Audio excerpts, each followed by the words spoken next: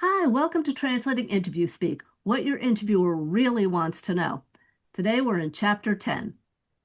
And in Chapter 10, you'll learn about giving answers that sound good to you but aren't. Hi, we're Barbara Limmer and Laura Brown, the authors of Interview Speak, what your interviewer really wants to know, and we want to help you get your next job. So let's jump into some of these mistakes and talk about what to do instead. One mistake we hear a lot about is giving answers that are too long. I've heard and I've talked to people that say the person went on and on for 5 or 10 minutes. They kept going down a rabbit hole. That's way too long. A common mistake is that you are more than 2 minutes. So, really, when you think about your answers, 1 to 2 minutes is the absolute maximum. And a lot of times people ramble because they're nervous, they don't understand the question, or maybe you're trying to make something up on the spot, or maybe you're providing too much context or background information. When, again, in your preparation, think about what's the minimum background information you can use to get the story across. Or maybe you're giving too many details about your actions before describing results. And again, you want to get to the results at the end. Or sometimes it's using too many filler words such as or or anything else that fills in. So, what do you do instead? Again, we keep talking about preparation. Properly prepare and practice to anticipated questions. And again, if your practice, it's a 7 minute answer, you know you need to go back and get it under 2 minutes. The other thing you don't want to do is just simply talk faster so your answers will take less time. Again, you need to cut things out and focus on what are the most important things that need to be included in this answer. Now, on the opposite side are answers that are too short. Answers need to describe the complexity of what you do or did, not gloss over any difficulties. Otherwise, the interviewer will assume that what you did was so easy that you won't be able to deal with the challenges at their company. What do you do instead? Describe complexity and obstacles without getting stuck in the weeds. So you want to increase it, but you want to make sure you're including the right information and prepare and practice answers to anticipated questions so you're ready. I'll tell you right now, years and years ago, I remember being in an interview. Person asked me a question. I don't remember what the question was. I answered, and my answer was too short. And she said, "Is there anything else?" And I gave the wrong answer. I said, "Nope, that's it." And so then I thought, okay, well, I wanted it to be short. And then we got to the next question, and my answer again was too short. And she said, "Is there anything else?" And I did what I should have done is given more information. I said, "No, that's it." Obviously, I did not get moved forward. Now, she was giving me a gift, which sometimes interviewers will do. They will tell you that was, they will interrupt you if the answer is too long, or they'll ask you, "Is there anything else?" But don't expect they're going to give you that gift. Instead, your preparation needs to make sure that your answer is at a good time. Here's another mistake, using acronyms, talking in tech speak or industry speak that may be unknown to your interviewers. So, companies often have their own system of acronyms that are used so frequently that you might think they're well known to the general population. You need to check that in advance. Or you might use technical jargon so often that you forget that non-technical folks won't know those terms.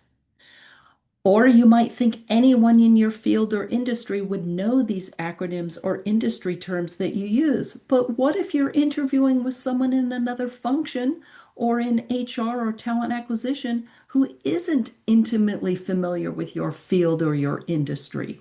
So, when in doubt, avoid the jargon or the tech speak or the acronyms that are so comfortable to you, because if your interviewer doesn't really understand what you're talking about, they're not going to be impressed and move you forward in the interview process. So, what do you do instead? Well, remember, in addition to your hiring manager, you're likely going to be interviewed by the recruiters and talent acquisition folks, as I said, and people in other parts of the company who may not be as familiar with these acronyms and jargon. So, again, if the interviewer can't follow you, very likely they're not going to hire you. Here's a very common mistake, focusing your answer mostly on what you did rather than how you did it and why it mattered. So at the end of every question, there's actually an implied question.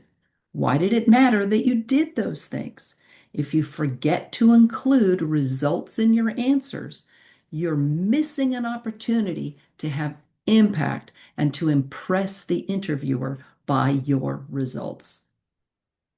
So, what do you do instead? Well, even if you lack quantitative metrics, you can give a qualitative result. That is how your actions benefited the customer, the team, the organization, the community, or even society in general. So, describe how you did something.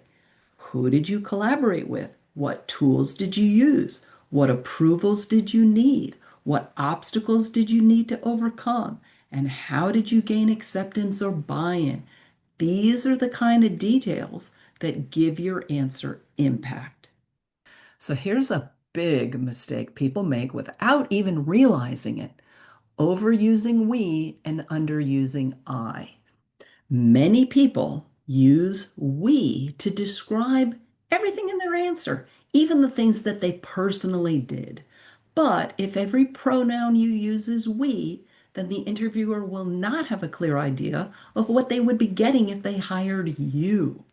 So you want to be real clear on the I and the we, but you don't want to go too far in the other direction, because if every pronoun you use is I, as if you did everything alone, they might conclude that you're not a team player or you're not good at collaborating with others. So it's important to use both I and we in your answers and be definite in your use of both.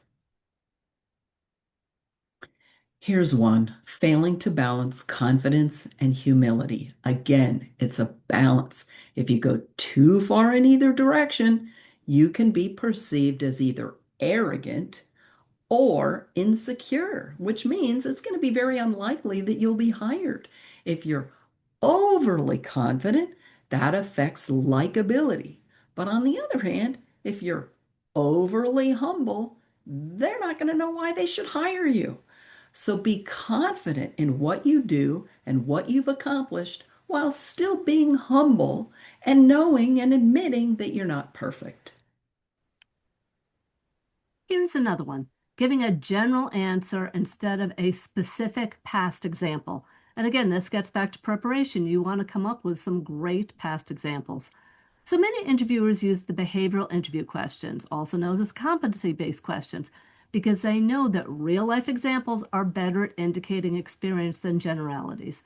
So if you hear a question that starts something like, tell me about a time when, or give an example of, or describe for me, you want to provide a specific past example from your experience that directly relates to the position. So, what to do? Be prepared with those specific examples. Don't pretend that talking through how you typically handle that kind of situation will suffice. They don't want to hear about how you typically handle it or how you might handle it, because the interviewer might find it annoying and might conclude that you haven't had that specific experience. And so that could cause a real problem moving forward. So, what's next? Chapter 11, where we're going to talk about interview stages and translations before, during, and after. And we're going to talk about what happens at different interview stages, including who you might be talking with and what each of them want to know. And as you're getting messages, how to understand what the messages mean that you get at different parts of the process. Thank you so much for joining us. Please like and share. Don't forget you can get a discount at manning.com, and we look forward to seeing you at the next video.